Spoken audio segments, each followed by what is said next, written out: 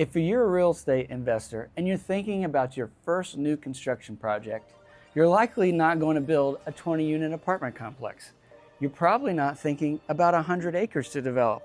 Most likely your first project is going to look something like this: infill development.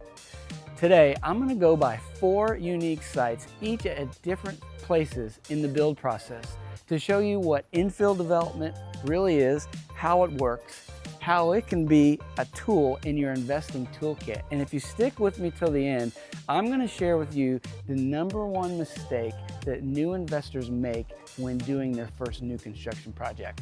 Let's get started.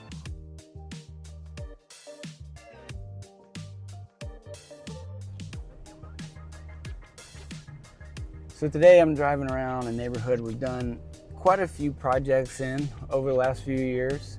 It's in downtown Durham. It's called the Haytide District.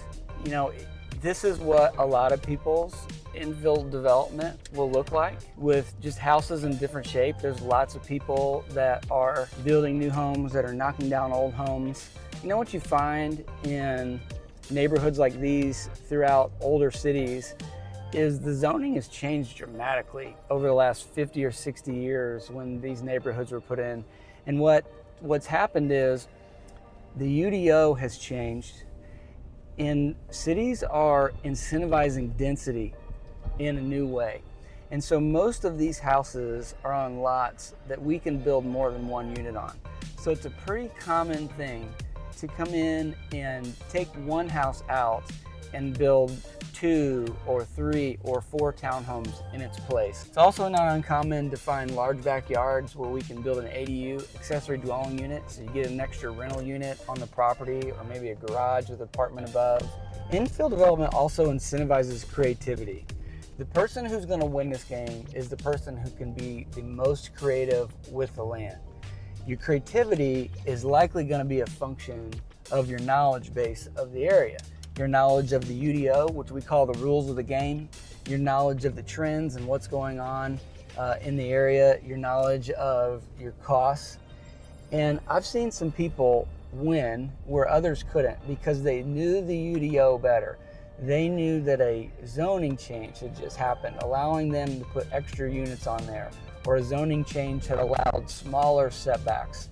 So the more you know the rules, the stronger your knowledge pillar is, the more creative that you can be in an area. Now you have to be careful, because what works in this part of town may not work in another side of town. Certainly the rules in Durham, North Carolina are not the same rules that you're going to play by in Raleigh and Burlington and Cary or Wake Forest. Those are just different areas around this greater area. So you're going to have to learn each of the UDOs separately to see what you can do in those different areas.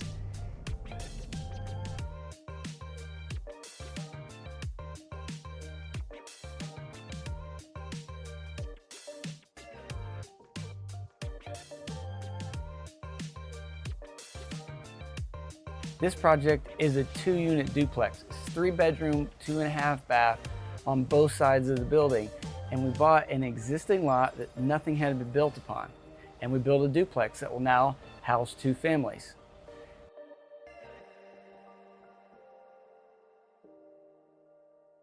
You know, when it comes to new construction and infill development, the construction's the easy part. Most people are really concerned about where the pitfalls are and building something and overruns of that, but new construction is so sequential, the house almost builds itself. The real challenges that you're going to face as a developer doing infill or any sort of development is more on the entitlement side and planning of a project, working with the planning department and the public works department to see if there's water and sewer available or the setbacks, and trying to plan a meaningful project on a really tight site. But the new construction normally falls right into place. If you've got a good plan, then everything should work out just fine. You know what they say, plan your work and work your plan.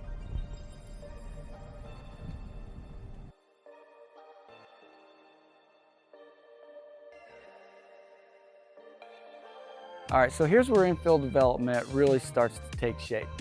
The process starts, you're gonna buy a lot or you're gonna buy a house that needs to get knocked down.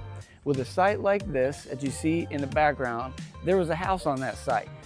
As we looked at this house, we realized we didn't want to renovate it because it was in horrible shape, but it was on an extra large lot for what the UDO allows.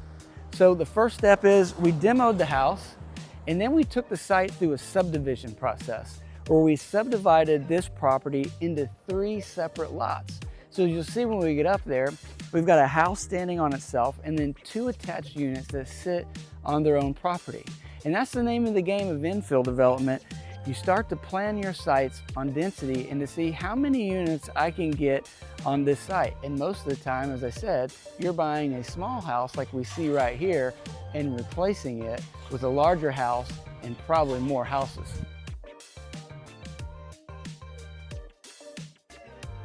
It's an active construction site today. We've got electricians, we've got siding guys, we've got roofers, we've got HVAC guys. You know, this site just got framed last week. So the structure you're looking at, literally on Friday, the last boards were put in place. But this superintendent has done a great job and ordered everything. So here we are Wednesday right after it got framed, and it is full throttle. When you plan a project with the building sequence, it just starts to take off.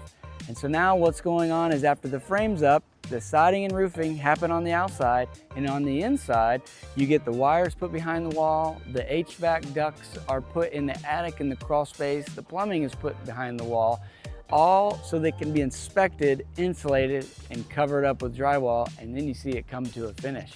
Exciting day though. We met the owner on site earlier today. They are pumped. It is coming to life even better than they thought.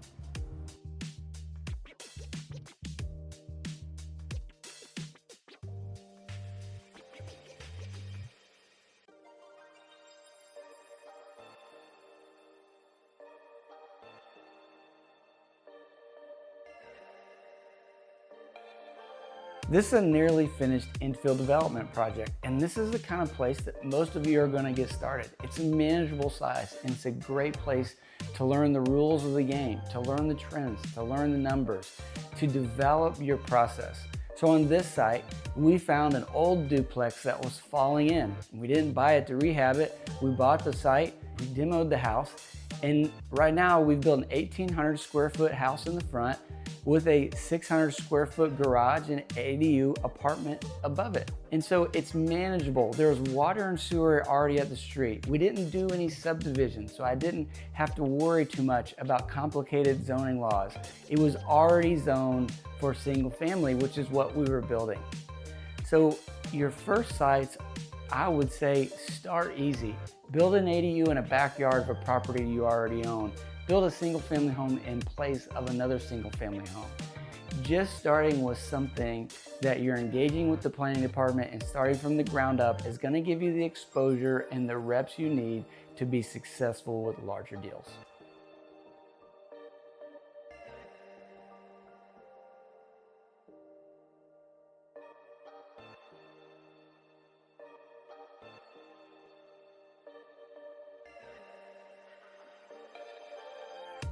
So this is the goal, a completed project.